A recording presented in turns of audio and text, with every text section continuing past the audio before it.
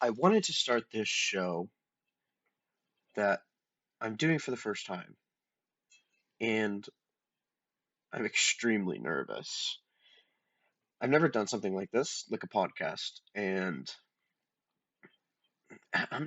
especially me doing it on something that I'm so passionate about, and I worry that I may relay improper information, which is why I've put the better part of half of a year and some change into doing research on the topic, both through the hard literature, the internet, of course, one of the great resources of the modern age, and through videos. Now, like I said, I wanted to start this show that I'm doing for the first time with a quote. Now, it's not really a quote, more so as it is an inscription of what I would like to consider a common theme throughout everything I am going to talk about within however long that this may take. And if you spend enough time talking about, or not talking, but more so researching, it can really hit you with a lot of emotion. And that emotion doesn't come from any sort of trauma that you've had in your life, but it comes from watching such an amazing thing not die out in an explosive fire, but fizzle slowly over the course of 1,000+ years. And the quote is from the early 600 Anno Dominiums AD. CE Common Era. I will be using AD as it's old school and I very much enjoy it. And I think it has a certain type of romanticism within history that I am so biased towards. And if you continue to listen to any other of my shows or my content, you're going to notice that sometimes I may drop realism for romanticism. I may find beauty and honor in its sense of adventure if I were to talk about the Aeneid and Aeneas's journey through Hades as Virgil being the guide, and I will take that as a sort of call of adventure rather than a metaphor being used to show whatever it is that Virgil was showing Aeneid at the time. But the quote is very powerful, and when I first came across it, when I was reading about Heraclius' successor, Constans II of the Eastern Roman Empire, and I think that will be another common theme within the show, is that I am going to be referring to this group of people as the Romans. I will not be considering them the Byzantines or the Byzantines. I will not be addressing their empire as the Byzantine Empire or the Eastern Roman Empire. They will be considered to be the Roman Empire. They are the Romans. And I have my reasons for it. And maybe I'll get into that later during the show. But the quote or inscription is in Latin: Deus audita Romanis. And it, it can really bring a tear to your eye because it shows the hope and the emotion and the desperation in the people of the Roman Empire at the time. Their borders were shrinking. This isn't the Roman Empire of Augustus or Nero. This is the Roman Empire during the time of what some people refer to as the Dark Ages. The ages where literacy is at an all-time low. When the West collapsed and Rome was sacked by barbarians, and classical civilization came to an end. It's Latin. Deus, God. Aduita, assist, help, save. Romanis, Roman, or the Romans. May God help the Romans. And it makes you feel this sense of a dog that you had clawing at the breath of survival. The early years of the Roman Empire, or the early years you had your dog, they had plenty of life. They were jumping, barking. You know what that sounds like. A brand new young bark, full of life and vigor, overexpanding its territory all over the house to its maximum limit. And then 4 years go by, 8 years go by, and the dog starts to slow down. They grow tired and they're not as powerful or strong as they once were. And then slowly there's a limp. The dog stops running. Their bark becomes more of a howl.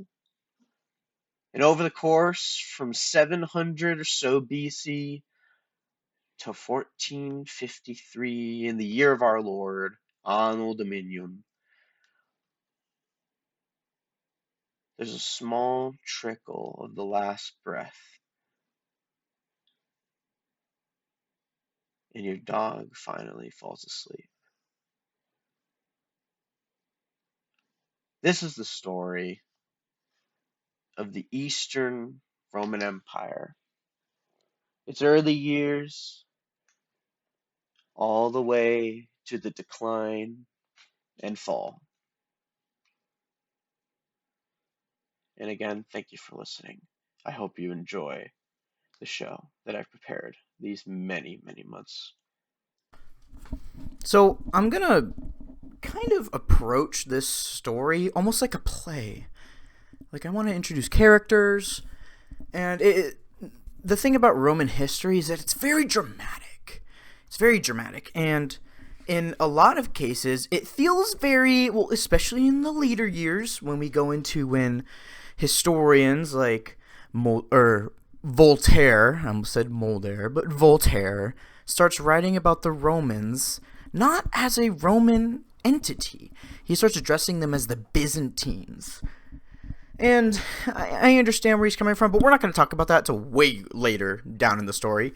But the whole story of the Romans from this point on, from the early 300 ADs, is very Game of Thrones-like. And I think it's a lot of fun, and I think it's very beautiful. But we'll get to that. So our story begins with Constantius Chlorus, and Chlorus is the Pale, which, so they would call him Constantius the Pale, essentially. And I assume that's where we get the words like chlorine from. He's the father of Constantine, who's going to be our main character in this part of the story. His wife Helena, who's another character I'm going to introduce. But at this time, with Constantius Chlorus, he was already a very successful, he was a well-respected general, he'd proven himself as in battle, and he was highly appointed by Emperor Diocletian, who is another character I'm going to introduce, Emperor Diocletian. And Constantius Chlorus was one of the 4 rulers of the empire. I want to introduce another character, and his name is Maximian, who was brought up directly by Diocletian to share the throne. Now, when Diocletian comes into power, he wants to split the empire. He finds that the empire is too vast for a singular emperor to handle. From Middle Britain all the way down through Gaul, heading southwest through Tarraconensis or Spain, into Iberia, down into North Africa, all the way across North Africa into Egypt, into some places during the height, all up the Levant. In addition with Armenia, into Turkey, and through the Balkans. What a vast amount of territory. It's one thing for all that territory to be land, but there's a big ocean in the middle, the Mediterranean. And it's why the Romans would call it our sea.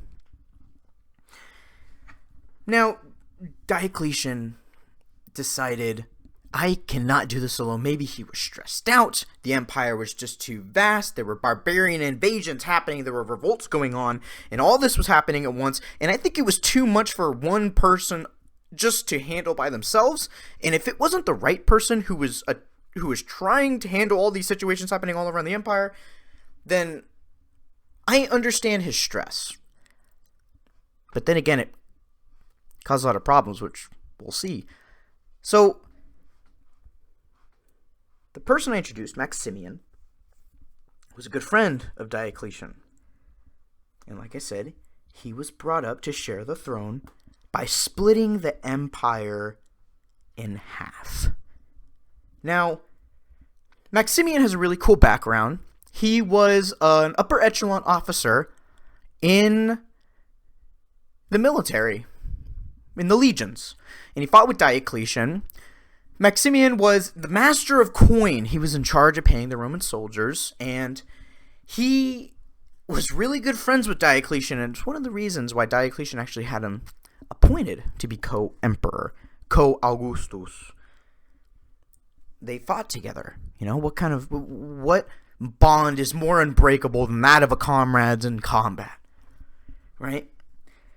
So, some time goes by, not that much time, but right now we have a split in the empire, east and west. It's split right down the middle. You have the east, which controls everything east of Middle Libya, all the way to the Levant, and up into the Balkans. And then the west, which is everything else. You have Italy, you have the left portion of North Africa, which goes straight from Carthage all the way down to the Straits of Gibraltar, or the Straits of Hercules, the Pillars of Hercules, and back into Spain and up to Britain, and that's the west. And Diocletian has a brand new idea. Let's appoint 2 new Caesars. Let's split the empire into 4 separate sections, into a quadrant. Now you have 4 quadrants of the empire in which it's split. Who are these 2 Caesars? Well, we introduced one of them. One of them was Constantius Chlorus. But I do want to talk about the way the empire was split. You essentially have this 4-slot empire, each ruled by essentially equal emperors. Now, the two Caesars in which Diocletian actually does appoint, on paper, the way Diocletian explains their positions within the empire and their governing status, they are subservient to both Diocletian and Maximian. There's a chain of command, essentially. However, there's a little caveat, right? So, although the 2 Caesars, Caesars, are subservient to both him and Maximian, but the 2 Caesars in their garrisoned provinces have supreme authority in the provinces in which they rule. So essentially, without the eyes of the 2 greater emperors, you essentially have 4 emperors all ruling Rome with essentially equal power. Now, there is one person who was appointed in addition with Constantius Chlorus, and this was a Thracian named Galerius, or, not classical Latin, Galerius. But Galerius, the Thracian, who was assigned to rule the Balkan provinces.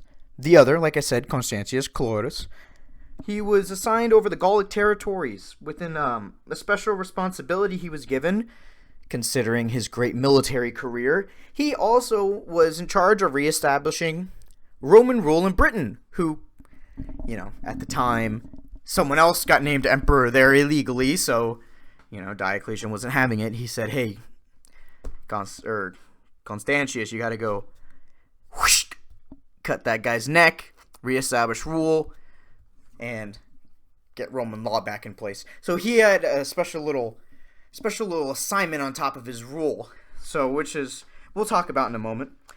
But the empire split up in four, right? Just kind of imagine. Let's look at the United States as a great example, because I understand that a lot of viewers, I assume, of mine will probably be from the United States. And imagine splitting the United States up into four pieces. And let's say there's a northeast province, a southeast province, a northwest province, and a southwest province. And let's say in a quadrant, right? 1, 2, 3, and 4, how it goes left, right, and then you go down and it's left, right again, in case none of you know how quadrants work. Let's say quadrant 1 is ruled by Obama, and you have quadrant 2 ruled by Trump, quadrant 3 ruled by Bush, quadrant 4 ruled by Clinton. And all of them have very conflicting points of views, yet, let's say, just in case, Trump and Clinton are both subservient to Obama and Bush, right? But Trump and Clinton also have complete governing control over the provinces. What does that do? Let's say, and this is going to happen in the story, let's say Trump and Clinton decide to make Christianity illegal, punishable by death, and you will be prosecuted for it. And Obama, let's say Obama in the top left, says, now the empire is only pagan. You can only be pagan. Christianity's okay though, and we won't persecute you. And then the bottom left, you have Bush, who says Christianity is now the state religion, and this is how it's going to be done. Any other religion will be outright banned, and you will be burned at the stake for worshiping anything else that isn't Christianity. These are the kind of laws that that Constantius Chlorus, that Diocletian, Maximian, Galerius, and all these people all these emperors in this position of power between this separated empire into quadrants start doing. And it's going to create not only a division, but it's also going to create a lot of tension within the separate families. But we'll get to that. For the first few years, everything ran pretty smooth. It was a nice little fairy tale. Diocletian would make public statements about, the empire has never been more unified. We are still of one imperial rank. We are ruled by one emperor. These are just my helpers, who you should also address as Augustus and Caesar, right? And that makes sense, right? It's a little propaganda, but everybody knows. I would assume that everybody knows. Maybe not, but maybe they didn't believe him, right? Because these people were all ruling their provinces very differently. Now, although ruling went smooth for a couple years, they began to step on each other's toes a little bit, just like we were saying in that previous example about splitting the United States into four. Now separate laws are being enacted that were directly harping on each other. Let's introduce a new character, all right? Making an arrival in the story. From the consequences at the time, the propaganda that Diocletian was saying, where the empire is united, yada, yada, yada, doesn't matter. Does anyone believe it? I don't know.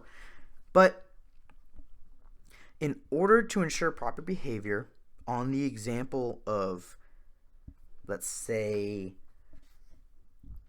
Constantius Chlorus, who we know has a son named Constantine. Now, this was done a lot throughout history, right? And I'm sure everyone who's watching this or listening to this, ladies and gentlemen, both all know that in order to ensure proper behavior, let's look at Game of Thrones as a great example. You marry off your son, right? Or you send your son, who was his name?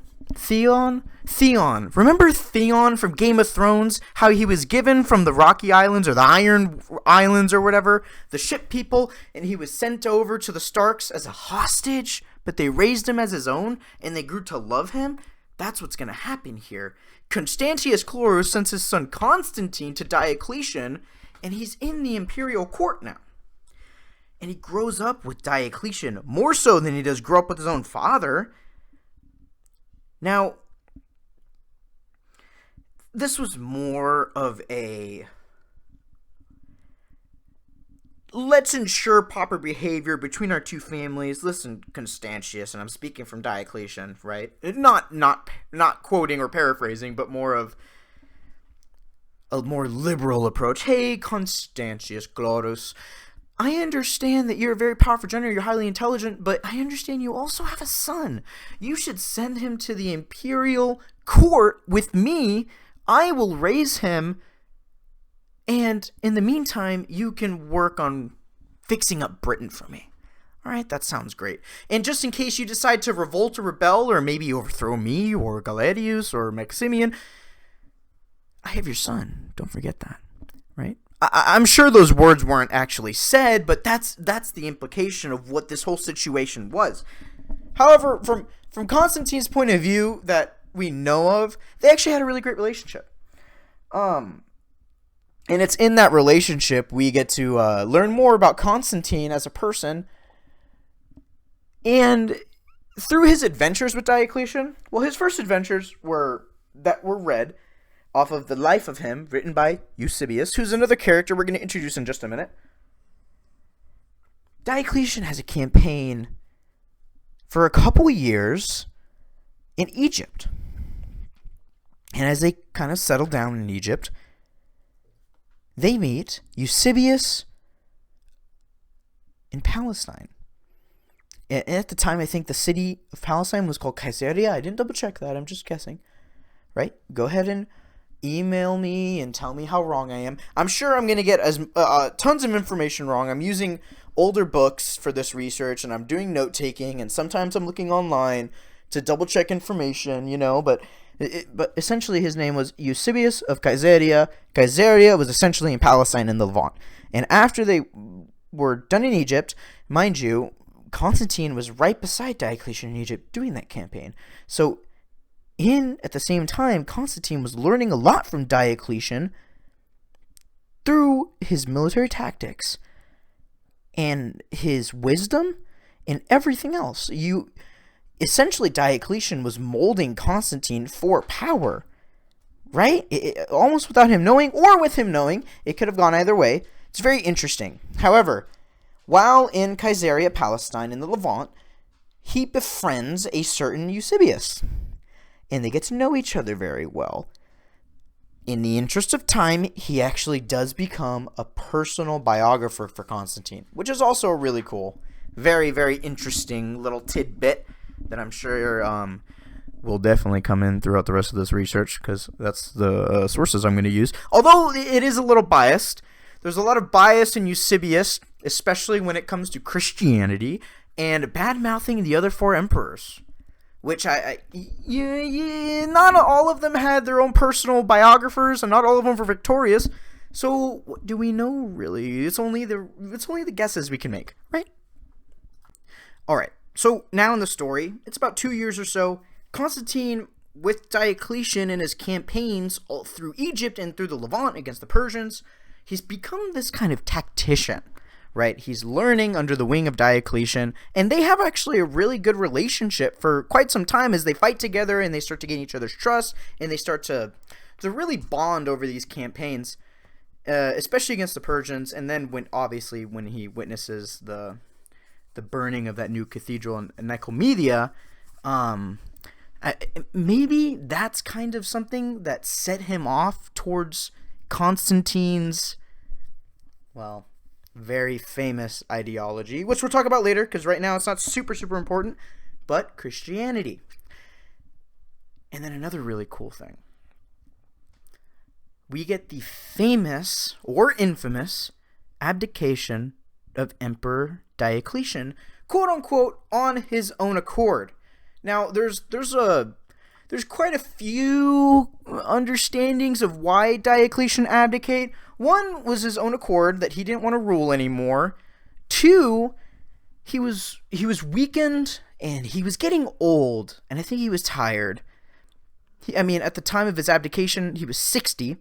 In addition, there's another one that there's always multiple reasons for these emperors, or for this emperor in particular. There's always multiple reasons for people dying, or there's different stories. So you got to take each story with a grain of salt, because never mind, we're talking about 1,000 years in the past, and stories change, writings change, languages change, and you never know for sure, but we know the general idea. One of the other reasons was that he was ill. All of the campaigning he was doing, I guess he got sick. He was in Egypt, he went up to the Levant, he was tired, he was in constant battle all the time, and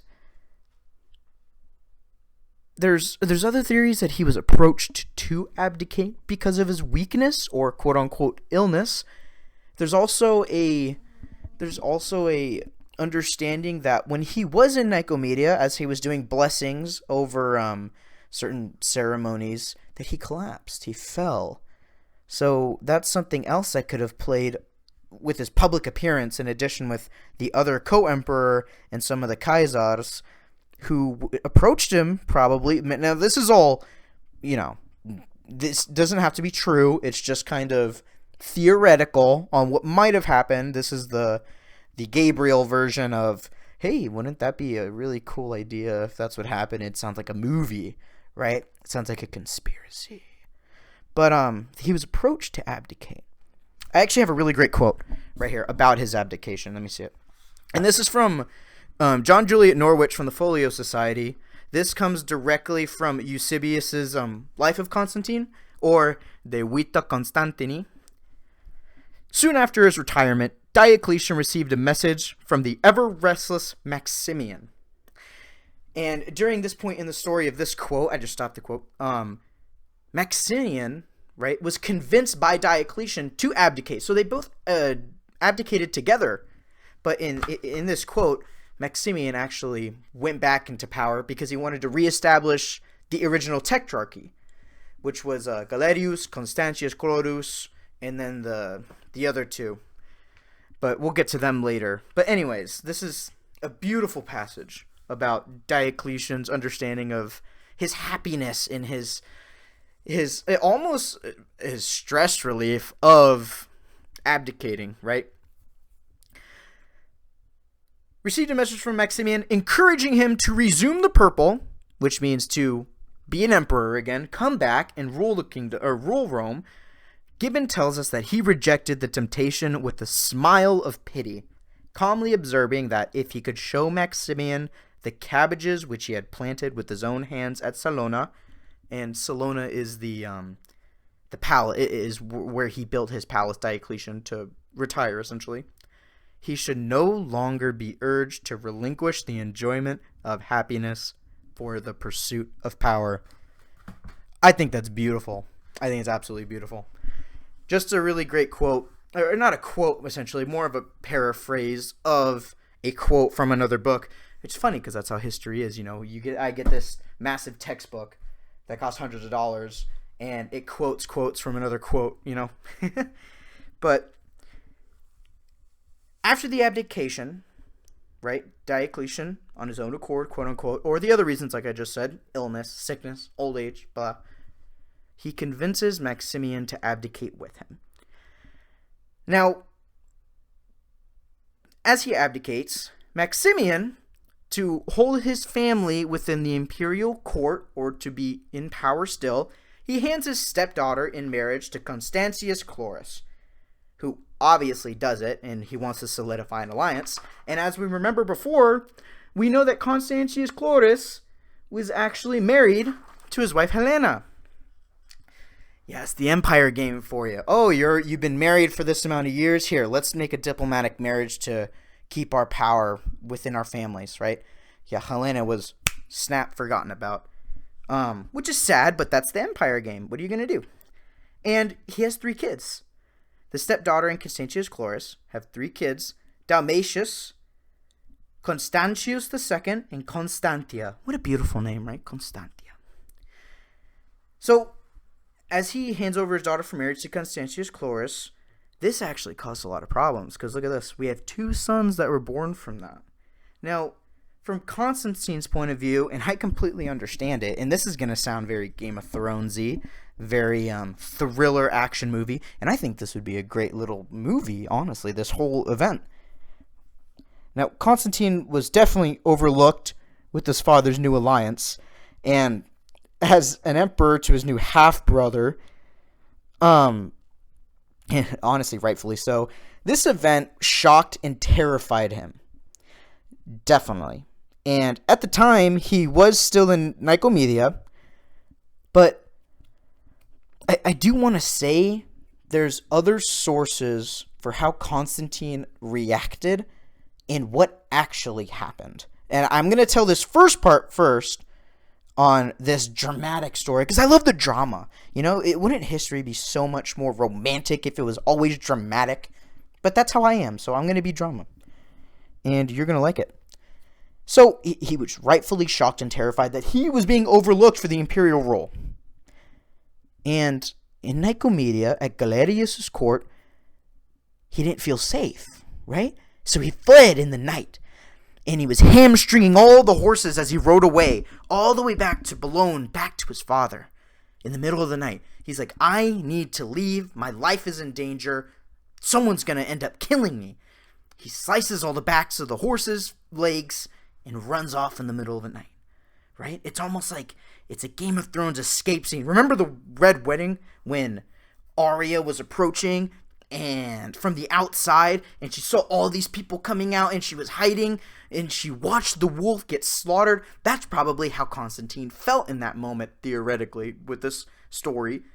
And it's really cool to put yourself in the shoes like, oh my god, I just got overlooked by a half-brother, not a bastard brother, but essentially in his eyes, a bastard half-brother, and I'm no longer important. I'm no longer the heir, I'm the spare. And to think of this daring escape in the middle of the night while no one's awake, waking up early, putting on a cloak over your head, trying to be hidden from the guards, making all the rest of the horses immobile so that no one can follow you and you can get a head start to get to your father and ask him, hey, what the hell is going on? It just sounds like something out of a movie. And here's the other source that sounds a little more proper. It sounds more like it happened in reality, is that Constantius Chlorus, his father, actually summoned him. Because at the time, Constantius Chlorus was actually preparing another Roman army to reestablish Roman rule in Britain, and Constantius Chlorus actually wanted Constantine, his son, his blood son, through Helena, to fight with him and to learn how to be a warrior, essentially, right? And I think Constantius Chlorus had other goals, because in the future he ends up, well, I don't want to spoil it, but I genuinely believe he was actually summoned, I think, through the sources, through Eusebius' sources, because when Eusebius writes Constantine's biography and his life story, De Vita Constantini, it's years and years and years and years after these events when Constantine's actually an older man. And he's telling these events, and don't get me wrong, I'm not saying that he's an all liar, but I am saying that a lot of these, when you write a personal biography, especially in these older times, who's really going to fact check you? So you got to really take it kind of with a grain of salt, because you don't really know what's truth and what's over exaggerated.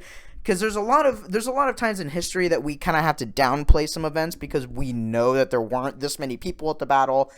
Like, remember the 300 Spartans? They said that there were 1 million Persians there. In reality, there probably weren't. There were probably way less than 1 million. But That's exactly that kind of point I'm getting across, because it's this story might also be over exaggerated, as dramatic as it is, and how fun the kind of setup is. Imagine a young child in a castle. It's dark out. He has a hood over his head, and he makes a daring escape into the night, making sure no one can follow him. That sounds interesting. It's dramatic. It's beautiful, and it's great storytelling. But in reality, we probably had the other story where his father just summoned him and he left. Right? Makes me sad. So, Constantius Chlorus is preparing a Roman army to reestablish rule in Britain. So together, Constantius Chlorus and Constantine, who eventually arrives to see his father, they cross the channel together. And at the time, there was these people called the Picts on the other side of Hadrian's Wall that were causing just extreme damage. They were raiding, they were raping, they were killing, they were doing everything. Right? What barbarians tend to do. And before Chlorus could finish the war against the Picts, and from multiple sources, again, the same problem that we have with Diocletian, he either dies due to old age, or, again, the famous little insert from illness. And before he dies, as he's quote-unquote ill, or, starting to feel so old that maybe he can feel himself dying, he then declares his son as the heir to him. And when he dies, all the legions around him, around Constantine, declare him Caesar. And now we have a situation where Constantius Chlorus, who is now dead, who technically did not have the authority to just name an emperor or to name a quote-unquote Caesar as his equal kind of position, into the balance of power. When we know that Maximian married off his stepdaughter to Constantius Chlorus, and I'm just guessing in the hopes of having either one of their kids from the stepdaughter with Constantius Chlorus to be named in that position, was just totally negated. And now we're running into a problem where these other emperors are looking at the situation and going, I do not like what is going on. And then we get a really great reaction from Galerius. Now, Constantine obviously made a great impression on his soldiers for them to name and declare him Caesar. I'm going to use it interchangeably. Forgive me. I'm only human, and I'm American. And either through his tactics, his wisdom, and the morale he kept within his troops, they backed him, as most legionaries did when there was someone to proclaim as emperor or Augustus. And I think Constantine realizes, oh man, even though my legions recognize me as Augustus, I still need recognition from the other emperors and from the other Augusti,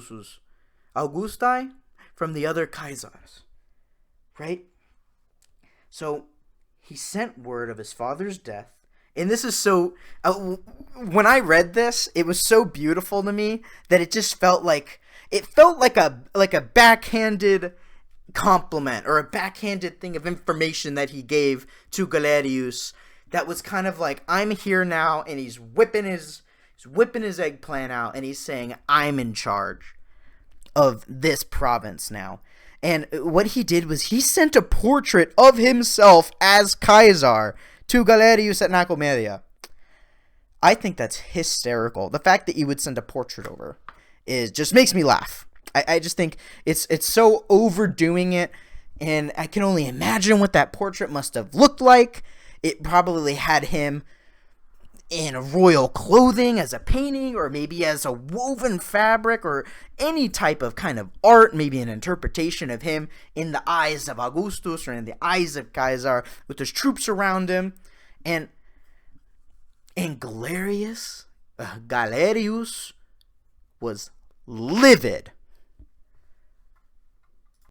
So aside from Constantine's veteran armies, I do want to do a little digression because right now the show's getting a little long, and I think this is a little more important, especially when it comes into play in the next course of events. So, in 311 of April, give or take, we see Constantine issuing an edict of toleration for, can you guess? Drumroll, our friends, the Christians, making it essentially now illegal to persecute them for believing in their Christian God, speaking in the point of view from, the pagans. But, and oddly enough, and it's written in Eusebius's account of the life of Constantine, or De Oita Constantini, Galerius, a few days after the edict is issued, and that's just from the sources I gathered. In other cases, it's different. You can't, like I said, the common theme with history is you can't believe all the exact points in history and all the exact dates. It's a give or take, right? But in this story, just to make it a little more romantic in the idea of the Christian faith, a few days later, Galerius dies. Now, a likely theory is illness, as Eusebius goes into really great detail of defacing him verbally. So in I don't even want to read the quote. I have it right here, and it's pretty horrid. I really don't want to read it, but I'll give you a brief summary, because it's not really, it has nothing to do with Galerius as a character himself. Eusebius was a hardcore Christian, right? And he really despised all the other emperors around him that weren't Constantine because of Constantine's, really his friendship with the Christian faith, and eventually making it the faith of, well, one of the major faiths. But essentially what happens to Galerius, and it's not totally true, but it is written down by a biased source, is Galerius starts to get this abnormal illness in his private parts, and it was said by Eusebius to be so horrid, so absolutely unfathomably just disgusting, that even if you got near it, the smell would deter you. Imagine, the worst smell I've ever smelled in my life is a skunk, and that just proves how ignorant I am to the many waves of, or the many wavelengths of smell that my nose has encountered. However, it is said that when his legions took him to multiple physicians to try to heal him, or to try to fix whatever was going on, this disgusting, I don't know, this bundle of warts or whatever, these open wounds that were in his privates, that the physicians were so turned off of the smell and were so deterred from the disgusting sight that they refused to operate. They even told the legions, or the people who took him to the physicians, that this is a dead man. This man's not surviving. Whatever he has, we can't heal. And before they even finished, the legionnaires, or whatever captains, or whatever centurions, or centurions, just without mercy, cut him down. And they do it multiple times in the sources. And it's just, to me, that sounds a little wild. I don't really think that happened word for word, or in my words, how I paraphrase what was going on. I genuinely think that Eusebius was just incredibly biased on the side of Constantine. And I think that's where we get the defamation of Galerius. But that's the story that we're going to tell, because I think it's a fun story. So, now with Galerius dead, there's a huge power vacuum, and it's a very troublesome power vacuum. So, let's introduce a new character. Like I said, very Game of Thrones. When one person dies, who's in a position of power, now you have an influx of multiple characters coming in trying to fill the void. And it's really going to be a common theme with this. It's going to happen every episode, where there's just a massive power vacuum, and eventually there's going to be a Game of Thrones. So, there's a man named Valerius Licinianus, or Valerius Licinianus, and he was already at Galerius' side, who was co-ruling with him in more of like an informal way, but he was essentially a Caesar when Diocletian and Maximian left the throne. So he really was already experienced. Valerius Licinianus was already experienced in the Caesar role, so he essentially just assumed that position that Galerius had prior, and Valerius Licinianus had his little posse with him, and given Galerius' death, it wasn't such a huge deal, rather than it was a transfer of a brand new way of trying to control the Roman system, now under Valerius' command. So he was then ruling over Illyria, the Danube, and Thrace, right? And those were the provinces that Valerius was in charge in. But now we have that same exact thing where Constantine was originally brought up by Clovis and made into Caesar, technically illegally. Galerius did the same thing, and like, hey, if you can do it, I can do it. You know, it's kind of a childish way to do it, but hey, you know what? If it works, it works, and no one's gonna say anything. No one's gonna say anything, right? So that's essentially how Valerius was brought into power, and he essentially just assumed the position. Now, we also have Galerius' nephew, who we already talked about. And his nephew, I don't think I mentioned the name, but it's Maximin Daia. And Daia is a very odd name. It's spelled D-A-I-A. So Daia, it doesn't really matter, but we're going to address him by Maximin, who was ruling the East.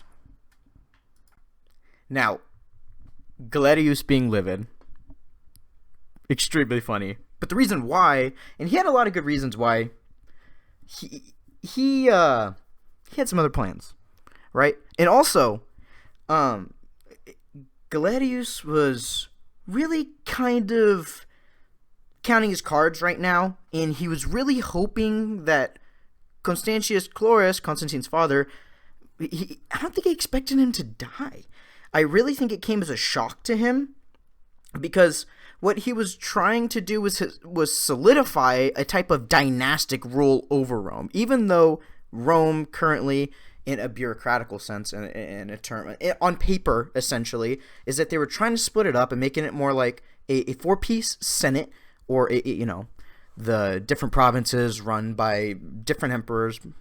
He was trying to take control and create a dynasty over it, right? And genuinely, I believe that there were three main reasons why Galerius was mostly upset. The first one, I mean, it ended up being true. Christian sympathies, right? And he was suspected of it. So when Constantine actually was in Britain fighting the Picts, guess what was up there? That was very prominent at the time. Same with all over Gaul and pretty much most of Europe at the time and most of the East. Christians were everywhere. It was a rampant religion, and it was taking hold, and it was completely overdoing the pagans, and there were still these people worshiping the old pagan gods, but you had such a strong foothold with Christianity and how popular it was amongst the people. And under Roman rule, originally, these people were being prosecuted for being Christian, and they were being treated unfairly. And it's known that Christians at this time were kind of second-rate citizens in the eyes of pagan leaders and everything like that. But one of his reasons was he was suspected of Christian sympathies, which he was. In Britain, he actually treated Christians very well. And he was very kind to them, very forgiving to them, and he treated them with a lot of respect. And to the Christians, it kind of came as like, whoa, what's going on here? This is kind of a shock. This is a Roman general or the son of a general, treating me, a Christian, or treating our group of people as Christians.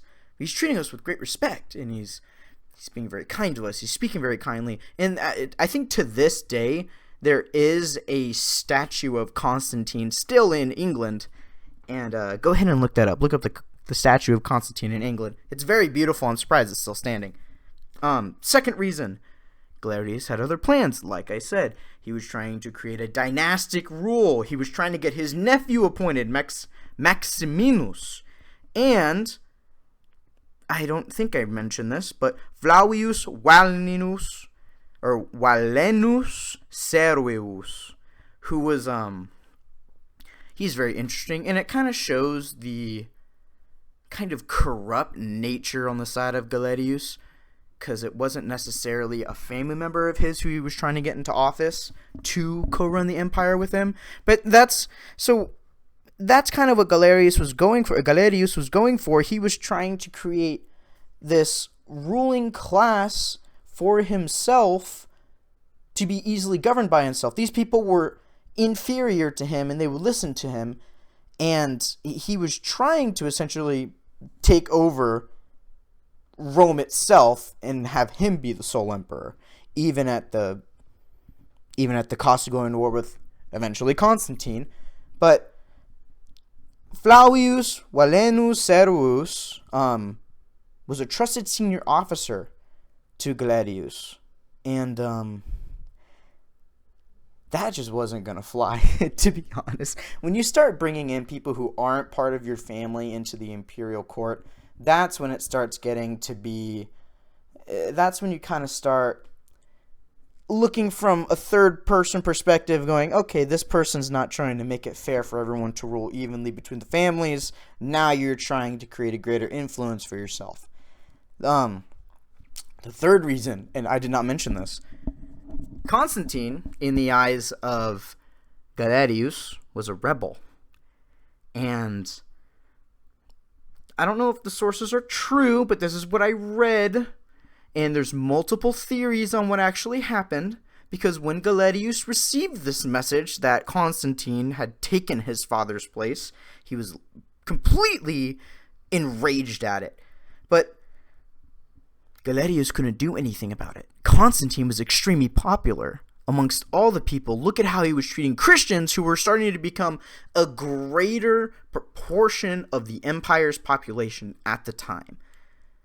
You're not going to have support of a vast amount of people at this time, because a lot of them are Christians, and his advisors actually told Galerius, this is a way more popular rival you're up against. You need to play it safe, and you should probably be addressing him as Caesar for the time being until a better opportunity arises itself.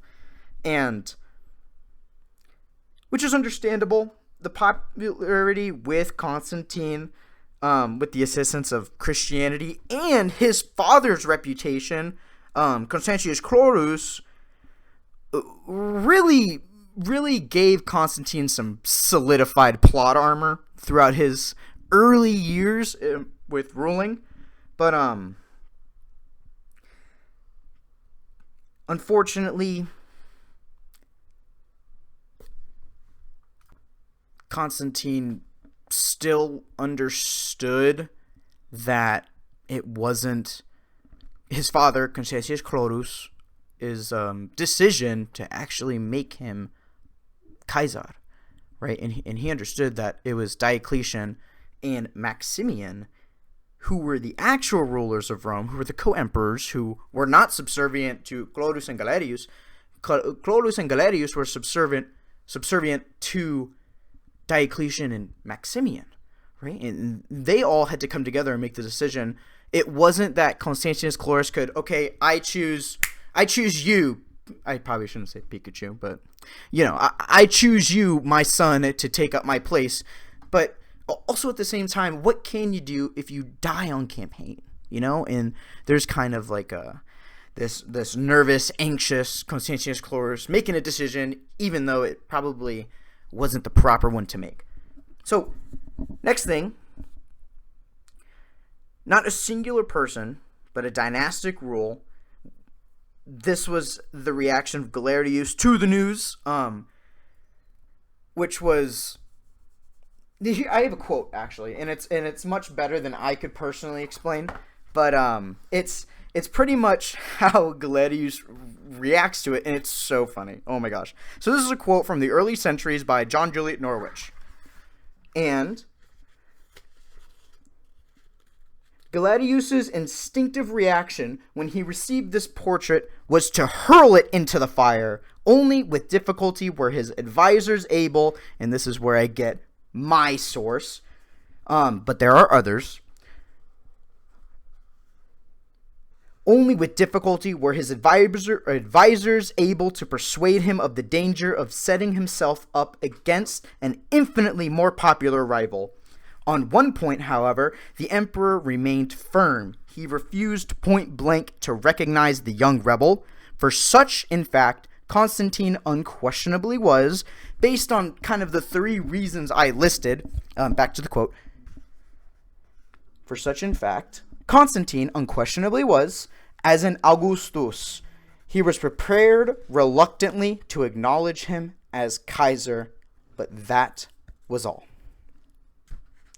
Now, it shows how upset he was, but he understood the political differences between Constantine's popularity and his lack thereof popularity, especially being pagan. But all he could do was kind of sit back, relax, and pick his moment to take down Constantine, right? So now we're playing this game of chess, and now we have a little bit of waiting going. Actually, quite a bit of waiting going on, because for a couple years, Constantine, well, I don't want to get ahead of myself. Next thing, he gets word back from Galerius, Constantine, addressing him as Caesar. So Galerius swallows his pride and addresses him as Caesar and saying, okay, I'm so happy you're Caesar. Get back to work and finish what your dad started, essentially. And Constantine was most likely thrilled. However, in reality, he probably was like, whatever. He accepted it. Time to govern my province. And I do truly also believe that Constantine knew that what his father did was illegal. In a way, I'm not saying full-blown, I'm an expert on Roman law, illegal, but I'm saying from his point of view, it must have come across as illegal, considering maybe the words he got back from Galerius were a little askewed. It may have, when he got word back, it probably was a little off-kilter in the way he was reading the messages. Maybe there was a little backhanded compliments in there, you never know. Because, like I say, these Romans are very dramatic. So, irregardless, Constantine took it as a win, and he just ruled over Gaul and Britain. He finished the campaigning in Britain as a beast, and he ran everything like it was normal. He just picked up the torch from when his father left it. And from what I've read, he seemed to actually have done a really great job ruling over these provinces. But contrary to popular belief, Constantine was actually very, I don't want to use the word savage because it sounds barbaric, but for the time, right, and we're not talking about modern words or our modern interpretation of how we judge acts of barbarism that we would consider barbaric, but I'm saying for the time, as a civilized general in a war state, or in a way that civilized people of the classical era waged war, even to some of his contemporaries, he was a little ruthless, right? And that's what's really cool about his personality. He was a little weird. It was a little bipolar in a way where he was barbaric in some ways, and then he was just a stand-up holy man in other ways. And it really did separate him from the other emperors that ruled with him, that co-ruled with him. And in the way of war, it's a very particular case with crushing rebellions. In this case, it was the Franks. So I have another quote, which is great, and it's from the same text, by John Juliet Norwich, The Early Centuries of Byzantium. Though he, and he, we're talking about Constantine, though he could be capable, when roused, of cruelty and even brutality. After a rebellion by certain Frankish tribes in 306, which we're not really going to dive into, it's not really important to the history of Byzantium or the early Rome or the Eastern Romans. Well, I'm going to just be calling them Romans because that's what they are. We're not really going to talk about every little rebellion that goes on because right now the story is mostly about Constantine and what he does for Byzantium. By certain Frankish tribes in 306, thousands were thrown to the wild beasts in the circus. To the point, wrote one contemporary, that the animals themselves became exhausted with so much slaughter. On the other hand, he vastly improved the condition of slaves, quote unquote, and the otherwise oppressed. So when he says oppressed, or because essentially this is taken from Eusebius's wording and how he describes Constantine. And these people who are quote-unquote oppressed, it's kind of written in between the lines that these are the Christians, you know? These are the different sects of Christianity. Slaves, but I'll continue. Conditions of slaves and the otherwise oppressed, while his reputation for sobriety and sexual rectitude stood out in dramatic contrast to that of most of his predecessors. Which is funny, because you have this man who's regarded the main reason why Christianity even had a foothold in Rome at this time, and he's considered one of the saviors of Christianity. He's a patron saint. He's world renowned. He's so famous for how holy this man is, yet at the same time he's throwing these essentially Frankish slaves from a rebellion into a Circus Maximus or a Colosseum or what have you. It wouldn't really matter. And he would probably be throwing these lions and tigers and elephants and all these animals that can just slaughter human beings. And imagine, when I read this, I like to close my eyes, right? And when I read the words, the animals themselves became exhausted with so much slaughter. Close your eyes and imagine yourself sitting middle row at the top of a college football stadium. And most people probably haven't been to a football stadium. Imagine any stadium, right? And you're looking down on the football field, and all you can see are these people running around in circles, running away from lions, tigers, elephants. Imagine anything. Hyenas even. They probably had hyenas. And then you see them just tearing these Frankish slaves who had rebelled against Rome, tearing them limb from limb, arms being ripped off, these tigers biting these people in the back of their necks, and blood gushing out. And next thing you know, the entire grassy field from end zone to end zone is covered in blood.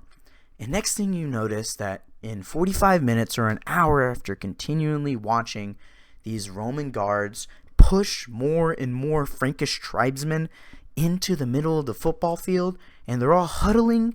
Let's say they're huddling at the 50-yard line, right where the coin toss is. And all these tigers are just laying down on their bellies, half asleep, becoming so weary of killing all these people. Imagine what kind of sight that would be to see so much bloodshed in such a short amount of time that even the animals who evolved to kill as efficiently as possible become bored with killing, become bored with eating. And that's the kind of brutality that Constantine was capable of, and those are the kinds of things that he did. And for the time, I guess that's relatively normal, because there were a bunch of people who were rebelling against the state. What were you going to do with them? Usually the standard operation was cut their pets in half, slaughter all the men, sell the women and children into slavery. And that was not really barbaric. That was just considered, hey, fair game. That's the ancient classical world for you. But it's it's very interesting that that part of Constantine doesn't really get shown in popular media. Most people just talk about his influence on Christianity and his development of Constantinople on top of the old Byzantion. There's multiple pronunciations: Byzantium, Byzantion with I-O-N, which is more Greek. But we'll get to that later. But this bipolar, this separate personality, which was opposite from the other emperors, was his sobriety and his sexual rectitude. It was essentially at the time very Christian, right? And he held these values in a way where he didn't drink too much. He didn't drink to get drunk like most Romans did during cena or cena for dinner. And he never abused his alcohol. And with his sexuality, he was very modest, which was a Christian value, and it was something that a lot of Christians really admired about him, which I can also understand. Forgetting all the brutality and forgetting everything else, this is something that you kind of cling on to Constantine for. And there are more so positives that we take from the historical texts about his social behavior rather than his behavior as a general, right? And I understand that. It's just how it was back then. I just wanted to bring up the fact that Constantine was capable of being just as brutal as all the other emperors, as all the other kings and generals throughout history, right? If Constantine had to, I'm pretty sure he would slaughter thousands and thousands of Gauls just like Julius Caesar did, right? I mean, that's just what you did back then. And then later down the line, a few years, right? We're 2 years after Constantine was appointed as separate Caesar by his father. We have a friend appears, right? A brand new person is coming in offering, well, not a brand new person, we've introduced him, but someone is offering another hand in marriage. Now, Constantine was married to a woman named Minervina. Also Minerva. You kind of go back and forth on how you want to pronounce that, but I think Minervina is probably how you would say it. Is how you would properly say it through classical Latin. It's just such a beautiful name. Oh my God! One day I may name my daughter Minerva, Minerva, Minervina. Anyways, but and then there's something else not really talked about Constantine's history. And that's one of the main things that people respect him for, was his sexual rectitude. But he was married to his first wife, Minervina, and he divorced her immediately for another woman named Fausta. And this was the daughter of Maximian. Now we have another little separate alliance coming on, right? Maximian noticed Constantine's rise to power and his popularity. Maximian probably noticed how popular Constantine was and was picking sides between Constantine and Galerius, and probably noticed that Constantine was a better choice. Maximian, I have a daughter. Let me marry, or let me give you her, and let's join our families together. And obviously, how would that make Galerius feel, right? He was probably even more mad, even after the fact that 2 years ago he received a portrait of Constantine saying, hey, there's nothing you can do about me being in power. And everything's a little quiet for a little bit, but a lot happens after this. And Maximian and his son, Maxentius, found a marriage with Constantine.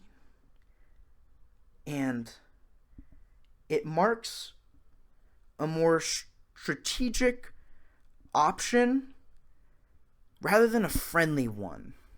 And I'm saying this like this because Maximian and his son Maxentius saw the ruthlessness of Galerius. And I didn't mention this earlier, but Galerius was a very cunning general.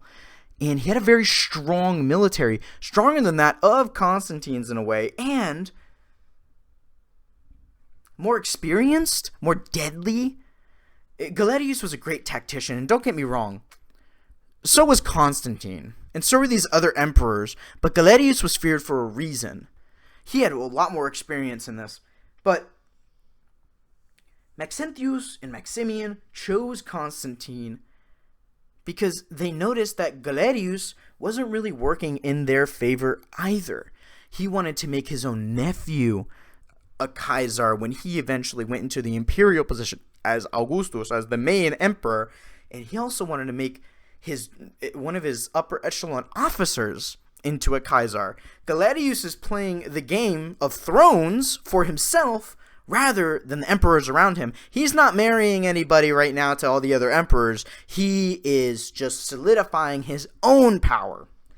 And that's probably one of the main reasons why Maximian and his son Maxentius chose to marry Fausta to Constantine in order to create that strategic position within, and I'm going to use this word again because my vocabulary is ill, and all I know is that I know nothing. I am just but a novice, but I'm going to use the word Game of Thrones a lot during this series because the history of Byzantium is very much like Game of Thrones. It is so much fun, and whatever. I will always get ahead of myself because I'm crazy. Now, it seemed that they were more afraid of Galerius, like I said, because his military capability was far outweighed them. Even them with Constantine, they were still afraid. So, they had to take some time and prepare.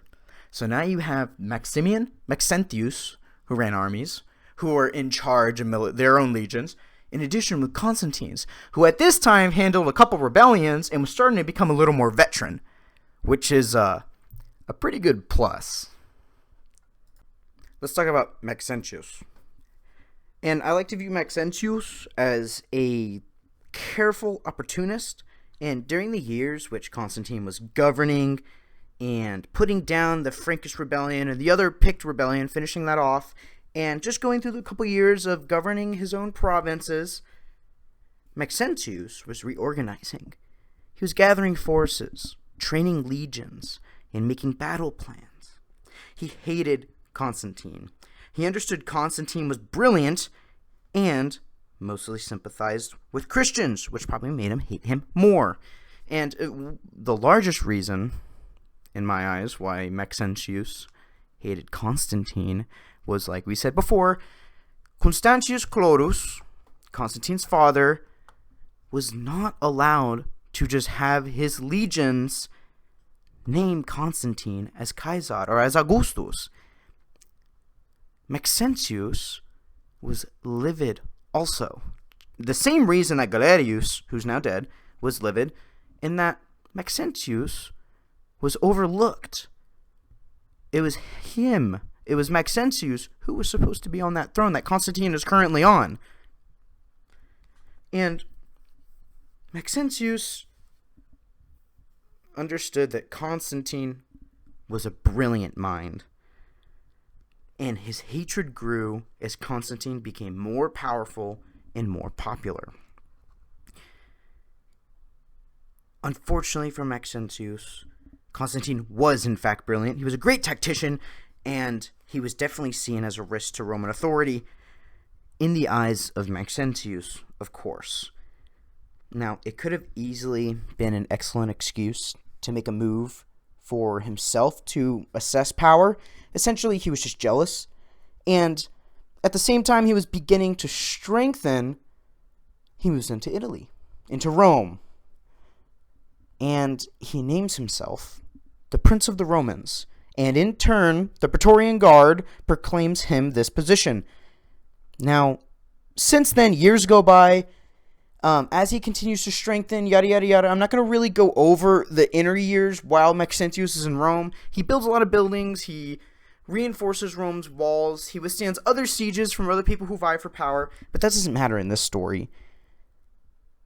But after those years go by, and his strength swells to properly contend against Constantine, it's time for him to make a declaration. He openly accuses Constantine of murdering his father and proclaims him a rebel in the eyes of Rome, a threat to national security. His name will be removed from all inscriptions and throughout all of Rome and the rest of Italy.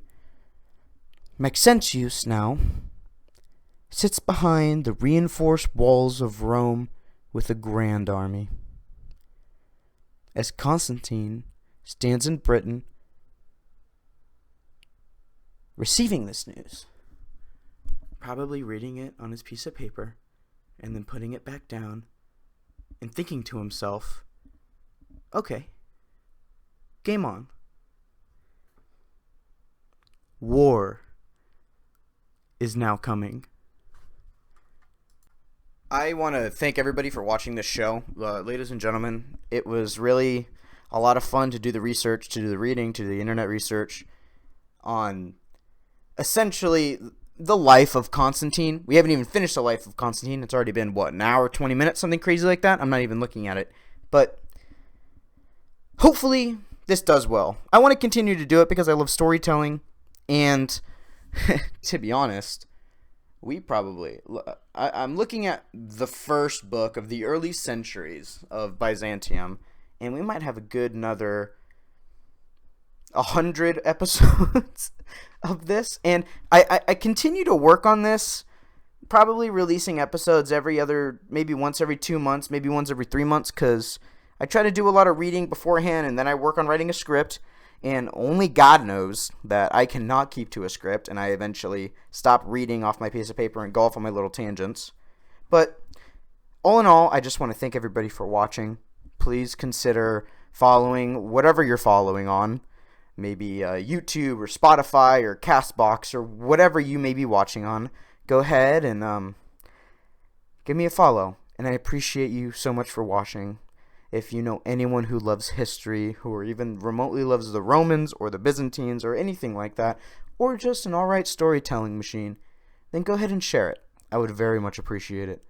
Thank you so much again.